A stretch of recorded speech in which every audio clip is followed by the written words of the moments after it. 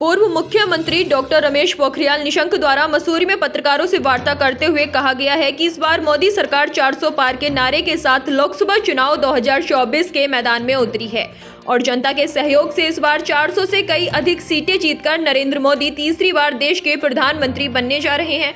उन्होंने कहा कि प्रधानमंत्री नरेंद्र मोदी विजनरी और मिशनरी लीडर हैं। यही कारण है कि आज भारत देश दुनिया में अर्थव्यवस्था की पायदान में 5वें नंबर पर है और लगातार तीसरे नंबर पर आने के लिए काम कर रहे हैं। उन्होंने कहा, भारत में प्रधानमंत्री नरेंद्र मोदी के नेतृत्व में कई गरीब जन कल्याणकारी योजनाएं संचालित की जा रही हैं। विदेश नीति क्षेत्र में दुनिया भारत को स्वीकार कर रही है। उन्होंने कहा, चाहे वैज्ञानिक हो, सामाजिक क्षेत्र हो या राजनीतिक क्षेत्र के लोग भारतीय जनता पार्टी में शामिल हो रहे हैं, क्योंकि देश के पास भारतीय जनता पार्टी के अलावा और कोई विकल्प नहीं है। उन्होंने कहा, विपक्ष चाहे कितना भी एक हो जाए परंतु उससे कुछ होने वाला नहीं है। उन्होंने कहा कि कहीं का रेत कहीं का रोड़ा एकत्रित कर भानुमति का कुनबा जोड़ा जा रहा है, परंतु भानुमति का कुनबा ज्यादा दिनों तक ठहरता नहीं है। कुनबा बनने से पहले ही बिखर जाता है और यही हाल विपक्ष का है। उन्होंने कहा कि विपक्ष सीबीआई या ईडी से क्यों डर रहा है? अगर वो पाक साफ है तो वो जांच एजेंसियों का सामना करे। डॉक्टर रमेश पोखरियाल निशंक ने कहा कि हरिद्वार लोकसभा सीट पर किसी प्रकार का कोई मुकाबला नहीं है। वहां पर पूर्व मुख्यमंत्री त्रिवेंद्र रावत भारी मतों से जीतने जा रहे हैं। उन्होंने कहा कि जब वो 2024 में पहली बार सांसद का चुनाव लड़े थे तो वो 1,80,000 मतों से विजयी हुए थे। 2019 में ये आंकड़ा 3 लाख के पार पहुंच गया और अब की बार ये आंकड़ा 5 लाख को छुएगा। उन्होंने कहा कि हरिद्वार के साथ सभी उत्तराखंड की 5 लोकसभा सीट भारतीय जनता पार्टी भारी मतों से जीतने जा रही है और एक बार फिर नरेंद्र मोदी 400 पार के नारे के साथ देश के तीसरी बार प्रधानमंत्री बनने जा रहे हैं। देखिए, जो पूरे देश के अंदर वातावरण है और जिस तरीके से पार्टी ने कहा कि भाजपा 400 पार, अब की बार 400 पार, तो और फिर एक बार मोदी सरकार और अब की बार 400 पार। निश्चित रूप में मैं सोचता हूँ कि 400 पार तो होने ही है, आगे कितने तक जाएंगे। वो जो एक सुनामी का एक बिल्कुल ऐसा तूफान है, तो कोई पार्टी खड़ी भी नहीं हो पाएगी इस समय।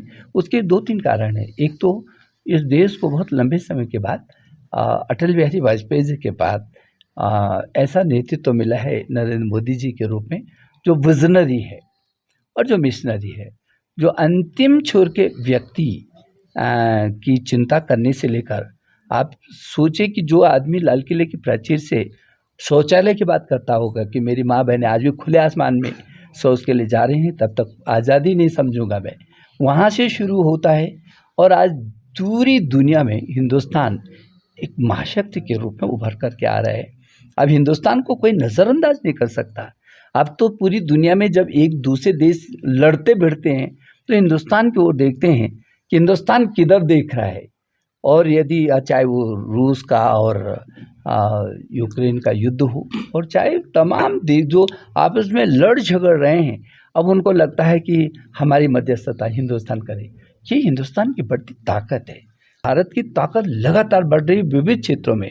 हम अर्थव्यवस्था में कोरोना काल में जबकि पूरी दुनिया बिल्कुल चौराहे पर खड़ी हो गई, सारे विकसित देशों का तंत्र हिल गया, ऐसे अवसर पर भी मैं सोचता हूँ आज 11वें स्थान से 5वें स्थान पर हम अर्थव्यवस्था में आ गए और निकट भविष्य में तीसरी दुनिया की सब श्रेष्ठ अर्थव्यवस्था में पहुँचने की स्थिति में छोटी बात नहीं है। हिंदुस्तान जैसे 140 करोड़ लोगों का देश और किस मजबूती के साथ आगे बढ़ रहा है। ज़रूर होना चाहिए जब तक हो सकते हैं। वैसे तो कहीं का ईंट, कहीं का रोड़ा, वो भानुमति का कुनवा जो जोड़ा, ये जो भानुमति का कुनवा जोड़ने से पहले ख़त्म हो जाते, सबको मालूम है। ये तो केवल मोदी को रोकने के लिए, और ही तुम भी आ जाओ, नहीं तो तुम पर भी गाज गिर जाएगी, तुम भी आ जाओ, तुम सब मिल करके इस समय जो है कुछ तो करें, और करेंगे कुछ नहीं होगा। लोग जो है कमल का फूल देख रहे हैं और मोदी जी को तीसरी बार भारत का प्रधानमंत्री देख रहे हैं, बाकी कुछ देख ही नहीं रहे लोग। को अभी हम लाखों मतों से जीतेंगे। अरे भाई, जब 2014 में मैं पहली बार हरिद्वार में लड़ा था और हरीश रावत जी उस सीट से थे, वो केंद्र में मंत्री थे, फिर मुख्यमंत्री बन गए थे और उन्हीं की सीट थी, उनकी पत्नी चुनाव लड़ी थी और मुझे मेरे संगठन ने आदेश दिया कि आपको विधानसभा से इस्तीफा दे करके लड़ना पड़ेगा। तो मैंने इस्तीफा दिया था और मैं लड़ा। तो पहली ही बार में, जबकि 2.5 लाख मतों से हम हारे हुए थे उस सीट को बीजेपी, तो हम पहली बार में जो है 1,80,000 से जीते। 2019 में जो है लगभग 3 लाख मतों से जीते, और इस समय तो हम 5 लाख को पार कर रहे हैं। अब तो हरिद्वार में 30 साल का रिकॉर्ड तोड़ा हमने। वहाँ कभी जिला पंचायत अध्यक्ष बीजेपी का नहीं होता था। 6 ब्लॉक थे, 6 ब्लॉकों में एक भी ब्लॉक प्रमुख बीजेपी का नहीं था।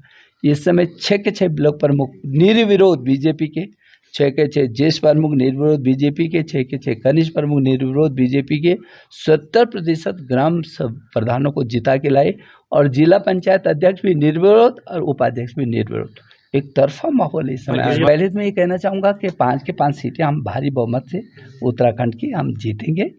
और हमारी पार्टी, मैंने यहाँ शुरू से कहा कि पार्टी का, मुझको तो आपने देखा है 40 साल से कि पार्टी का जो आदेश हुआ, अब पार्टी ने मुझे विधायक बनाया है, मुझे सांसद बनाया है, मुझे मंत्री बनाया है, मुझे मुख्यमंत्री बनाया है, मुझे केंद्रीय मंत्री बनाया है, मुझे राष्ट्रीय उपाध्यक्ष बनाया है।